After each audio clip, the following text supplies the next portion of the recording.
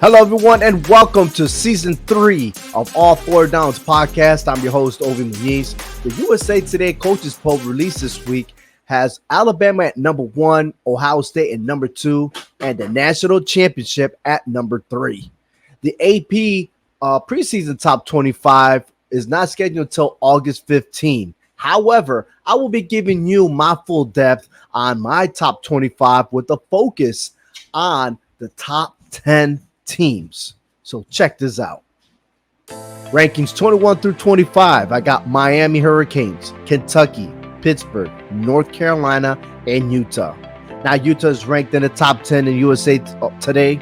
And Brad Fowler, who is the host of the Pint Glass Football podcast, he has them on the top 10. But I have them at 25. And now, call me crazy, I know. But why?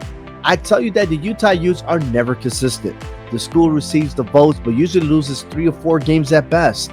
Kyle Whittingham has only one good year, and that was in 2008 when they finished undefeated. Now, for Miami's looking good. It's where they should be, right? But they got the new head coach, Mario Cristobal, and I'm going to tell you, he changed the culture in Oregon. He has a decency of changing Miami. Now, understandably that he has won 2 Pac-12 championships in 5 seasons with Oregon. Can he do the same thing with Miami? And can he step up to the plate and beat their rival Clemson? They do have heavy top-rated underclassmen, but it will be interesting to see if the team can turn things around. Ranking 16 through 20, Florida, Cincinnati, Baylor, Penn State, Auburn. Baylor is ranked top 10 in the USA Today's poll and should be everyone else's, right? Because they are the Big 12 champions. But former starting quarterback Gary Bohannon is no longer with the Bearcats. He transferred to the University of South Florida. Blake Shapen will assume the role as a starter, but in 3 games he started last season, Baylor struggled to score in the second half. So be aware of the Baylor Bearcats. The Florida Gators' new head coach, Billy Napier, will debut in the SEC. He changed the culture in the University of Louisiana at Lafayette.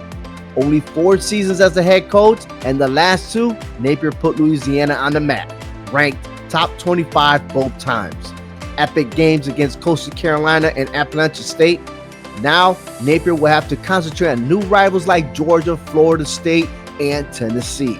Florida has 6 new transfers that may start in a higher top-rated talent than Louisiana. His big task will be to change that culture. Ranked 11 through 15, Oregon, Ole Miss, Michigan State, USC, Oklahoma State. I am surprised Ole Miss is ranked low in the coaches poll. The school finished ranked 11th last season. Although they lost the Sugar Bowl to Baylor, Lane Kiffin gained 6 offensive player transfers to help Luke Altmyer progressed in his sophomore year. However, should the quarterback, Altmyer, not live up to the expectation, Kiffin can call on sophomore transfer from USC, Jackson Dart. And now my top 10. At number 10, Texas A&M. Aggies, finishing 8-4 last season, but were able to defeat Alabama for the first time since 2012. It was Nick Saban's first time losing to any of his assistant coaches, and that is head coach Jimbo Fisher. But the biggest question is, with all the top recruits established in the last few years, can the Aggies do it again? Can they take over the SEC? Fisher's entering his 5th year with A&M, and his best record was 91 in 2020. The 2013 national champion head coach needs to do more and defeat the top-ranked teams. Fisher is 6 wins and 11 losses as Aggies head coach against the top 25 teams. At number 9, Texas Longhorns. I got them there. They're my wild card team, but Steve Sarkisian is a brilliant head coach who is having his second chance as a Longhorn. Yes, it's the second season, but duly noted what had happened back in USC. I think he's going to turn this team around. Yes, Sarkisian has won 2 national championships, 3 Pac-12 conferences, 2 SEC championships, all of that as an assistant coach.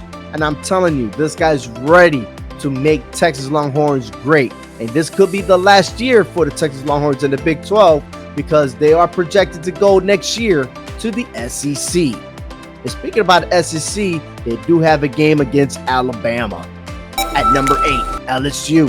LSU is not in anyone's radar.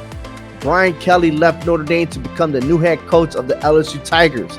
He will rely on Miles Brennan, who will return for his 6th year after missing all of last season due to an off-the-field injury. Brennan only played 3 games in 2020. He was injured against Missouri that ended his season. LSU dealt with a lot of issues on and off the field last season. Hopefully Kelly can change the culture there. At number 7, Notre Dame. The Irish will have Marcus Freeman as the head coach. The team is excited and so are the fans, as each game will be critical. One game in particular will be the matchup against Clemson. At number 6, Oklahoma. The Sooners will have Brent Venables as their new head coach. Oklahoma has always been an explosive offensive team but lacks defense. Venables can provide that leadership and improve in those areas. Sooners have been excellent with the legendary coach Bob Stoops and Lincoln Riley. The program is set for success for Venables. Big test for the team will be against Baylor and Oklahoma State. At number 5, Clemson. Dabo Swinney and the Clemson Tigers look to bounce back after a terrible season. The school spent 6 straight seasons ranked in the top 4 and won 2 national championships.